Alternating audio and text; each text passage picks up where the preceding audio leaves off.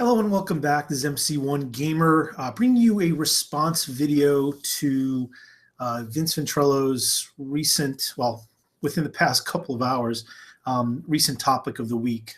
Vince puts out a topic of the week pretty much every week, and people in the community respond back with their videos or comment on the various videos. And it's a great way for us to have kind of like an ongoing dialogue about any number of topics. And I think it's a great thing that we've been doing for quite some time. And if you don't know Vince, you should, because if you know me, you probably know Vince. Vince does Warhammer Weekly, and that's a weekly show, part of the Warhammer YouTubers community, which I'm a member of as well. And this week's topic has to do with special characters. So if you don't know the origin video, go and take a look at Vince Ventrello's his channel. I'll link it below once this thing uploads and I get a chance to edit it. And I wanted to give, I'm going to be, you're probably going to see my thinning hair on my forehead because I'm going to be working on some stuff while I'm doing this, trying to put together a whole bunch of converted Graveguard, which are kind of my dismounted knights, which are Bretonnian knights. They're undead Bretonians in this army. So while I do that, I'll be talking to you about what I think about special characters and share with you some histories and some, a couple of stories. It's not going to be a very long video. I'm not looking to do a hangout. It's just a little response video, so I can join in with the dialogue. So Vince brought up a couple of interesting points. What do you think about special characters? There's been some ups and downs with how people have felt about them historically, and people have, in a lot of cases, or tournament organizers have decided to ban them, mostly due to complaints, because some of them are overpowered or undercosted for their power. Some equivalent in a particular army book were way too expensive for what they bring, and you didn't have a whole lot of options on some books. All special characters weren't equal. And this is historically from as soon as I got into the hobby, going back quite a long time ago. And even though I missed the bulk of 6th and 7th edition, one of which was, from what I understand, labeled Hero Hammer, because heroes got, characters were way overpowered, to the point where things kind of corrected themselves even further in 8th edition. Now, mind you, that's community-driven activity, because GW got out of the organized circuit game, weren't really hosting tournaments and events, and the community rose up and started doing it themselves. And when they're doing it themselves, there's no uniform way to do it. Every region, every shop, every event will have its own different comp system. And in most cases, to try to level the playing field, because in a tournament environment, you do want to have some kind of semblance of balance, because it is a competitive situation. And you want to try to make sure that you equal things out, so it's more about the player than about who happens to be playing the better book, which invariably would happen anyway. But even so, you'd have a situation where there would be as much effort as possible to try and correct that. And special characters were one of the first things to go, and it's a shame. I love special characters, despite the fact that I agree with why they did it and why it was done in the organized circuit. I love playing them, and I had in 5th edition Clowny Face, which I've managed to pull out, Clowny Face Nagash, which is a lot. I'm going to show him to you in a second. He's a lot sillier in his look than what I did with him. I had him originally going back before I got out of the hobby. Anybody who doesn't know, hasn't been watching my early videos, I was in the hobby, way back. Got converted by a buddy of mine, started playing 40K, saw fantasy, fell in love with the look. Got in a big way. Shortly afterwards, the 5th edition book was released. Starter set was released with Bretonians and Lizardmen, and I, of course, bought that and went to town. Bought up a huge I had a huge Dark Elf army. I didn't touch Chaos. I've never really been into Chaos. It's just, maybe it's because so many people are, and in a lot of ways it's always been at the top of the power curve, various different Chaos factions. But I always wanted something that I played good and bad guy armies, but I wanted armies that looked, a little bit different. It just didn't appeal to me aesthetically. So, but when the Undead came out, and the Undead, when the first Undead book that I had seen, Nagash was a special character, Ark in the Black. And I didn't like the model for Nagash. I mean, I certainly liked how powerful he was, and I loved playing the Undead, and I loved the 4-horse flying chariot for Ark in the Black. But I bought it, and I saw a picture in one of the White Dwarfs. It must have been somebody had done a conversion, and rather than Nagash just standing there like this with his staff and and his sword and the stupid clowny head off to the side and this big bony grin. He was holding his sword aloft and his staff behind him, and he had a really more of it didn't quite do it enough justice because it was a silly sculpt, but the guy had green stuffed some hair, white hair. And I decided, you know what, I'm going to do that. I'm going to do that. And it was probably my first conversion, and I think I did a pretty decent job, but then I sold all my armies, and I had a ton of armies. I had most of the armies, and minus, all the Chaos armies. I didn't have any of the Chaos armies. I didn't have Beastmen. But I sold them, and that's because I fell in love, was getting married, was looking to put money down on get a car, get a house, start a life, and there was a lot of money on the table. And I still regret that I had sold that stuff, because little did I know years later that stuff was like double, triple, quadruple, sometimes 10 times more valuable than what I probably sold everything off for. And when I gotten back into it, I took about a decade off from the hobby. When I got back into it, I wanted to start buying stuff just like any other collector. And you buy stuff that you saw what you had when you were a kid. And one of the things I wanted to do was I wanted to get that old Nagash and just make a statue out of him. It turned out that Nagash existed, and they released this big model, during the end times, certainly well after my long-term plan of building out a vampire count army that was of Bretonnian nature. I mean, two of the main armies that I had played, back before I had taken a step away from the hobby. And the idea, I had seen some people that had done this, the theme of a undead army that had Bretonnians at its, the look at its core. I thought that was great, but I wanted to create this statue, and it turned out when the end times happened, again, I'd spent probably a couple of years building out this army and planning on it. I got a chance to get it for like $6 or $7, and I decided to convert it up very similarly. And here he is. There's the clowny face Nagash with his pose as I had described him. He's on a pillar, and he's a statue. Now, I used this as a Hierotitan in the last edition, in the end times, because we were able to use him. You'd be able to, because I had Papa Nagash and then Junior, but it was a statue, it was a construct, the Hierotitan. So I figured if I'm mostly a Vampire Counts themed army, taking a couple of elements from Tomb Kings, I'm going to have the aesthetic skew towards Vampire Counts. And that's how I built it. So that's what I was using this for. But of course, there's no Hierotitan now in Age of Sigmar, so he's back to being a statue. So I've been using him for like Frostgrave, and just as terrain.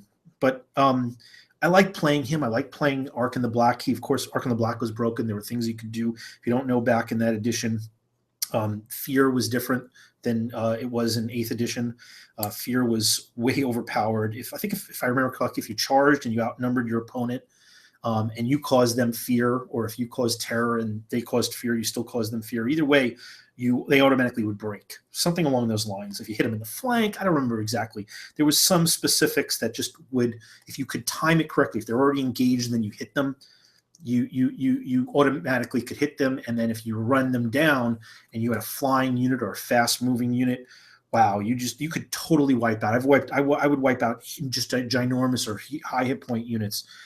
And it was just too powerful. People hated it. So I only did it rarely, because it was the kind of thing just like now. If it's an overpowered character, you really have to make sure that you have that gentleman's comp, or gentlewoman's, the don't be a douchebag comp.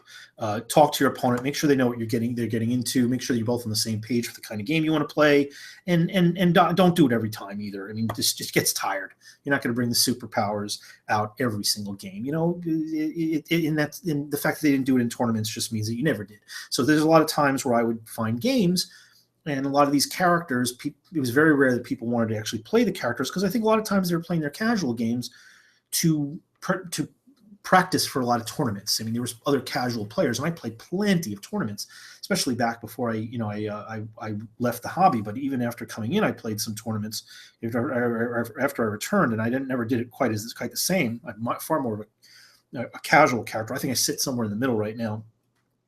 But I loved playing the special characters, and I liked what they brought to the table. I liked the flavor. I hated how imbalanced they could be, and I hated things like the Bretonian king was just so many points, never doable to put them on the table. And sometimes you'd have these point structures for the power cost versus what other armies had for their power cost, and it just wasn't the same. So even the fact that they were banned actually made them made it a little bit more appropriate, because it just wasn't fair in some cases. Even though I love the idea of it and I love the flavor and I wanted to feel them from time to time, it just didn't seem fair to buy a model as it does now, to buy an expensive model, paint it up, want to play it, and then you couldn't find anybody that wanted to play it. Occasionally you did, but it was not the every person. You couldn't just walk in with your list, because every shop, as it does now, had its own little, player-based rules that everybody adhered to in their own style. So you really, it was hit or miss. And, especially in those days, a few less bucks, a few less spending flexibility, you had to pick and choose, even though I think I went a little hog wild, which is why I sold a lot of this stuff. I got married, and my wife didn't, even though she's a little bit of a gamer, at least she was then, she wasn't playing Warhammer. I got her into Diablo and Warcraft, but there was no way she was playing with armies on tabletop. In any case, I've been long back into the hobby, and when I got into 8th edition, I love the characters. Again, I'm far more into the tournament scene when I first got back, but I longed for those casual scenario-driven games and to be able to just play what you wanted, which is why I fell in love with Age of Sigmar, with the freedom. And when it comes to special characters now, it does seem like, and I agree with a lot of the things that people have been saying, it does seem like there's an effort to generalize the characters in Age of Sigmar, and there are still special characters. There's plenty of them, all the way. Well, the ones from 8th are still exist. I mean, there's a handful that weren't recreated with some war scrolls, and you refer to a generic war scroll to use them, like Heinrich Himmler from the Vampire Counts. There is no Heinrich Himmler, at least if I remember correctly. You just look at the Necromancer, and that's what you used. And with the new, with the reintroduction of armies and updating of scrolls that previously existed. Seraphon is a good example. Vince used that, where they issued an update to these various scrolls, and they took the names out and just made them generic names. It didn't diminish the fact that they had a power. What it does is it says that you can have 2 or 3 of these guys, and they're all the same. So it took the uniqueness away for those, and that's something that concerns me. But the fact that they've with some of the other reissued books, Alliance books is specifically, they've kept certain characters. They've kept certain of the updated characters for chaos and now for death, and it looks like they'll be doing that. Of course, we'll be losing quite some of them, and they'll be generalized again with the Order and Destruction books. I'm sure we're going to lose a bunch of them. And that's sad and unfortunate, but what it does is I think it's a double-edged sword. On one hand, it means that we're more likely to be able to play them, like for the dwarves is a good example. I want to be able to play the Rune Lord with the Anvil. There's a lot that the Anvil brings. There's a lot of fluff, and right now, it's either the choice: is he a special character or not? You can use the substitute war scrolls rule that some people have different feelings about. Also, it's another one of those things, and I think it's a prejudice versus special characters from history. If they're a legacy player, if they throw back to previous editions of Warhammer and they're not new to Age of Sigmar, but it would be nice to be able to play that, but of course that doesn't make that guy unique. Another change that we've seen recently is Krell. Krell is a White King, and he was like the White King. He was like a Chaos Warrior that, now undead. And he had, his special ability for Age of Sigmar is that he gets a +2 hit and I think wound against any heroes, which is not a huge boon, but it's lost in the Alliance book because Krell doesn't exist in the current era of Age of Sigmar. Doesn't mean you can't play him. Doesn't mean you can't play any of those old scrolls, but if in the current era, if you stick to the timeline, if you're in a campaign that exists in the timeline, you're not going to be taking Krell unless for some reason, in the story, the guy who's running the campaign says, yeah, this guy's brought back for some reason. You could make any reason you want to play these named war scrolls with an extra ability or two, but a lot of them don't even have that distinguishing if they've been reissued, like we saw with the Seraphon, the Lizardmen. A lot of those special characters were they removed a lot of the names, and now it's just that generic role. So it's unfortunate. I hope it's not going to be an extensive trend. And if it was replaced by the fact that they create unit boosts that associates that unit with a named character, I'm all for it. Things like Bugman's Rangers, which of course I'm sure we're not going to see again. I always love the fact that Bugman can create a unit of Rangers essentially, and I bought a bunch of Quarrelers, which I might not field otherwise, just because if I take the Bugman model with the Age of Sigmar rules as they stand now for dwarves, I can turn that unit of Quarrelers into a unit of Rangers, and then they can scout, and I can use them in conjunction with miners. But it gives them a flavor. It gives them flavor that this unit of Quarrelers is enhanced by this character. And yes, that could be done with a generic non-named character, non-unique character. But if it's a unique character, you should only have one of them on the field. So you don't want to have 3 or 4 of them, and then you could start spamming those abilities. Which again, I don't think I care that would occur, but there's something really cool and narrative about the idea of that one character being on the field, that named character with a unique ability that is only theirs.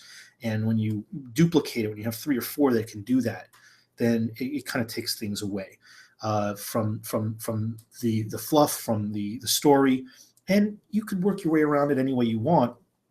But then you're dealing with play styles, and then you're dealing with different preferences, and you have to have that as an added element in your conversation with newer players that you haven't played with before for pickup games.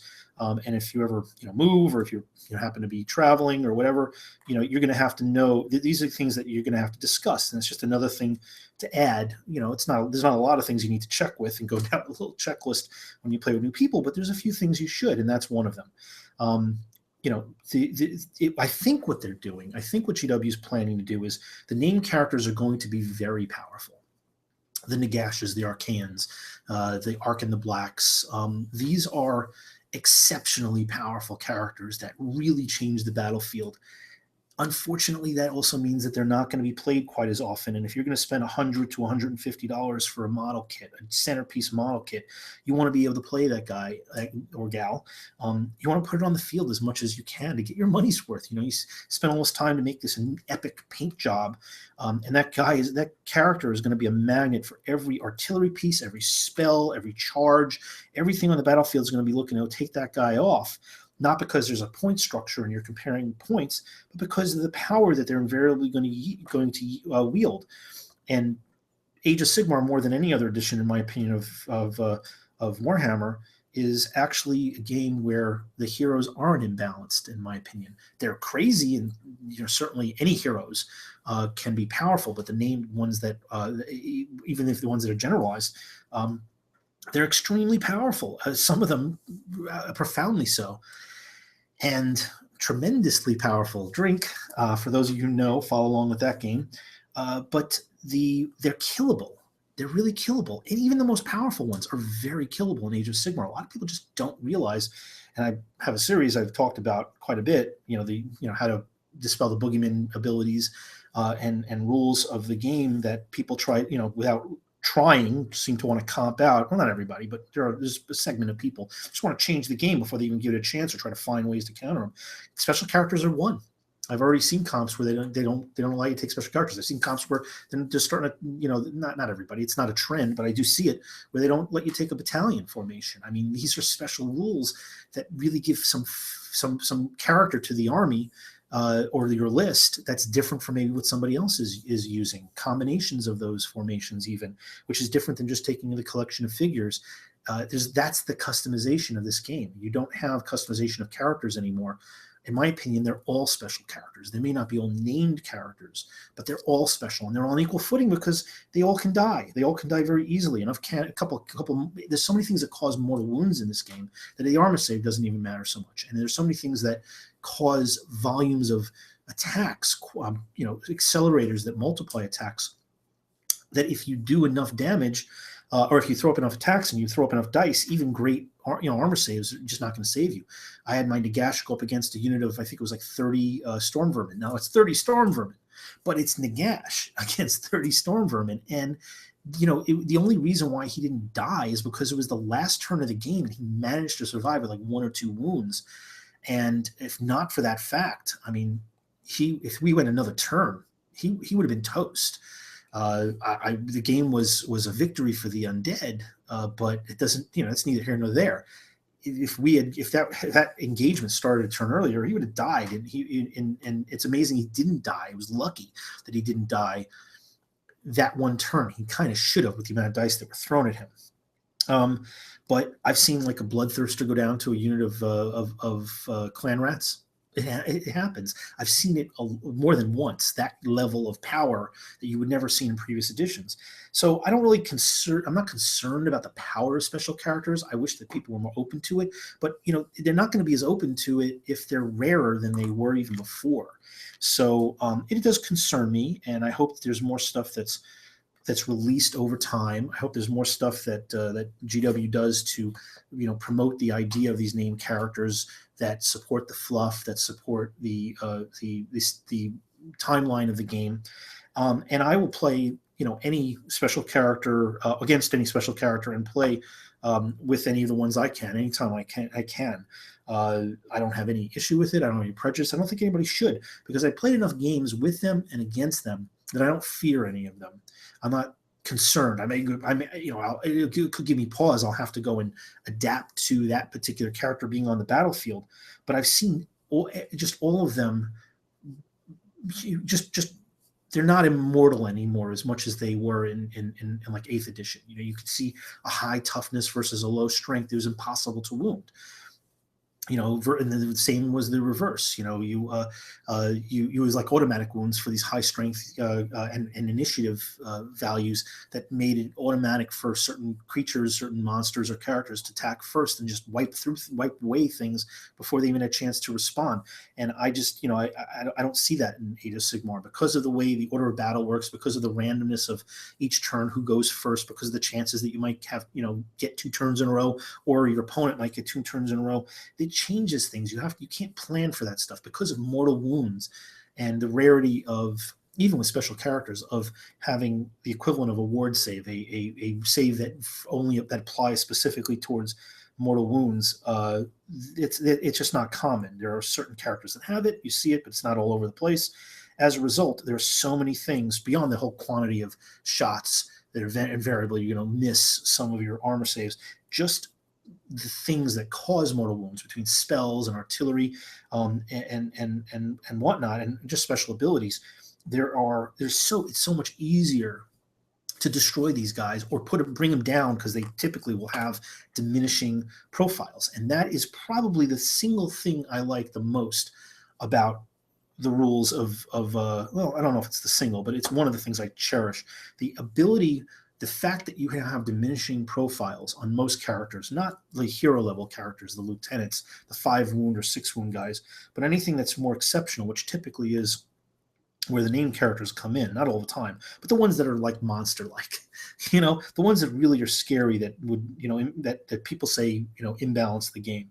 And I don't think they do. I think it's just, you got to think on your feet. You got to find, it's a challenge. You got to work towards eliminating those guys. But if there's no points, there's no imbalance. But those, they're usually on diminishing profiles, and that's what I love about that with monsters. I think monsters are completely doable, and I consider a lot of these special characters monsters if they're not actually monsters. The fact that if you wound them a little bit, they actually lose some of their power, some of their pump, some of the damage capability, some of their ability to move, the numbers of attacks, even the rolls change. their rolls to hit and wound become weaker, become worse. So these are the types of things that make them more reasonable and more manageable, and a little less scary. So I'd like to see more of them in the game, and more crazy rules, and then just ways that will change the game and how the game is played, and force people to think about different things, and different, have to feel different types of units to take care of them, how to prepare and plan for these things, because we're still at the early stages, really, in Age of Sigmar. We're 6 months or so in, and we're still discovering new ways to play. We're still discovering new tactics, new ways to form units on the battlefield: circles, squares, V's, layered defenses, layered movement, orders of shooting and whatnot. Shooting away at units in order to open up the ability to charge, or to strand units that may not have attacked yet. There's a whole range of these things that we're still learning, and I think that as we start unlocking this stuff, this is why I've done this series, to unlock Age of Sigmar. Take a look at it if you haven't. Because I want to uncover that. I want to open it and share it with the community, and learn all the things that you guys out there might have discovered that I haven't learned yet, haven't discovered yet, or may never even have thought of.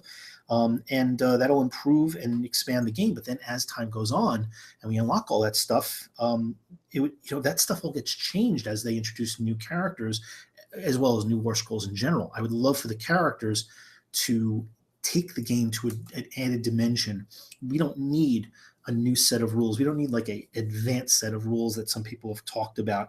What we need is more diversity, more complexity, but that can be done with the issuing of new war scrolls and new battalion formations that you provide with new abilities, new ways to move, new ways to deal with tactics, to deal with objectives. That's the way that I see them doing it. And if they do it in conjunction with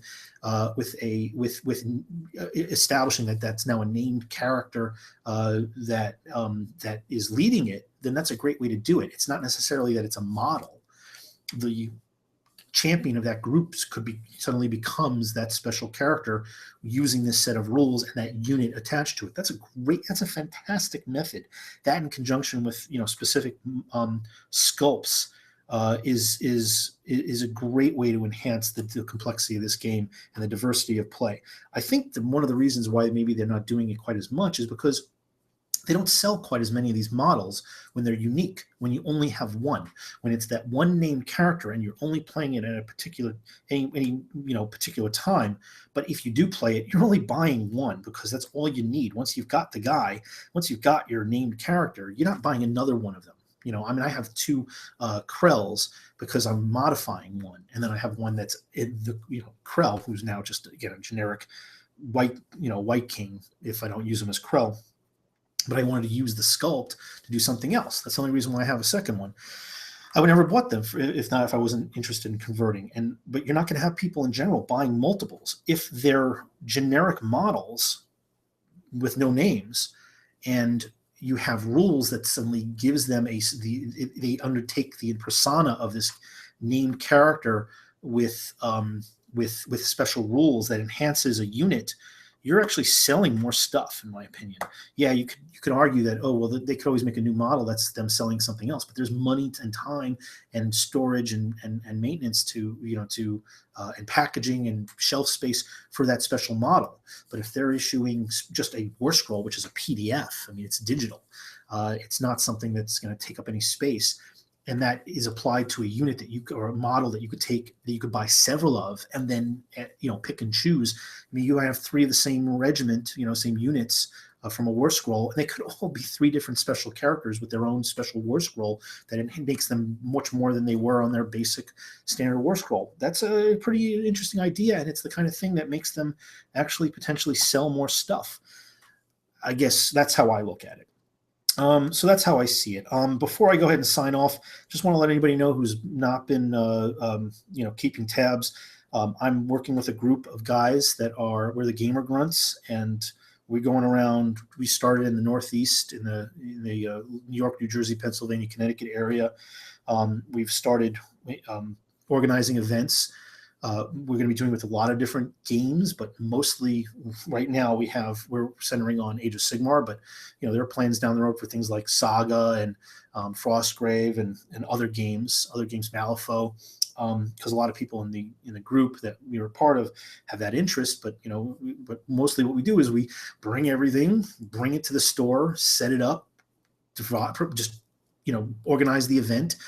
Sometimes we bring prize support. The stores typically do, and that's great because of late GW has been incentivizing stores to do events for Age of Sigmar by providing them with lots of prize support, like $250 worth of prize support. I have a video that I'm going to be doing about 2 events I came from as a result of that. One of them, my son and I, we brought home some stuff because they had a plethora. Everybody pretty much came home with something. They came home with some even just it was a $15, store credit, which was awesome. So anyway, the Gamer Grunts, we're doing a whole circuit of events. We've got they're narrative events, but they're also very scenario based, and they're meant to try to encourage a less skewed lists with lots of different types of units, heroes, monsters, mounted units, flyers. You're going to do better if you have a little bit of everything because of how the scenario is built. And we've play tested it, and I'm really thrilled about how they turned out. They're a lot of fun. They really make you think on your feet, and they're going to keep people on their toes. And we have our first one this Sunday. So this Sunday at Time Warp Comics and Games in Northern New Jersey. I think it's Cedar Grove, New Jersey. It's going to be early. I think we're actually, we're beginning around 10 o'clock. Who knows that anybody knows that who's organized an event knows that if that's your timetable, it's usually a little bit past that, half an hour past that. But we're looking to go from 10 to about 6, 5 or 6. 3 major events. There's a ton of prize support. I mean, I don't know how many people are showing up, but we're gonna have quite a few tables. We have terrain for all of them. We've got enough terrain for about 12 tables. If you're in the area and you're interested in Age of Sigmar, go check Gamer Grunts. It's gamergrunts.com, or look up Gamer Grunts on Facebook, and you can see the rule packet, which just tells you what the scenarios are. And what the it's like 150 wounds that you're bringing, but again, wounds are not equal. Trust me, you want to bring a diversity of unit types in order to do well. And you're stuck within just the order or chaos or whatever, but you can mix and match. You're not stuck with just high elves or dwarves or something. You can bring both. You can bring a little bit of everything. I myself am bringing my Sylvaneth Wood Elves, not Wood Elves, just the tree stuff, and some dwarves, and that's it. And I'm only playing if there's an odd number of tables available. Otherwise, I'm going to be helping organize and judging. So there's going to be best painted. There's going to be stuff like that. If you're in the area, come down. You don't need to have any painted models. Just check it out and look out for other ones. We've got a bunch of them all the way planned out through May, and then we're going to regroup, take a look at how it's worked, learn from maybe some mistakes we've made, suggestions that people have, and we'll probably modify that stuff and change up some of the scenarios. And we'll be starting to schedule further ones out through from the summer on into the fall. And sometime in the fall, we're looking to have a huge regional event, and hopefully with the following that we're building, we'll have enough that we can rent out a huge facility and do something really on a big stage. But it all starts this Sunday at Time Warp Comics and Games. So just so you know, we don't get any money for it. We're not making a dime on it. We're providing our time and our interests. Go check out the store. And I know I'm going through this whole long thing, but it's right, it's right around the corner. The store gets all the proceeds. Any admissions price, and it's usually very nominal, it's all for the store. We're doing all this stuff for the store, and we're doing it because we enjoy it. We want to promote the hobby. We want to grow the hobby. Right now it's, we're doing Age of Sigmar. So take a look at it and play some special characters, whatever you enjoy. And thanks a lot for tuning in, and keep an eye out for my other content that's coming down the road, including eventually unveiling some of the new stuff that I've converted up and will hopefully paint pretty soon for my undead army, my long-term project. Have a great day and have a great night, everybody.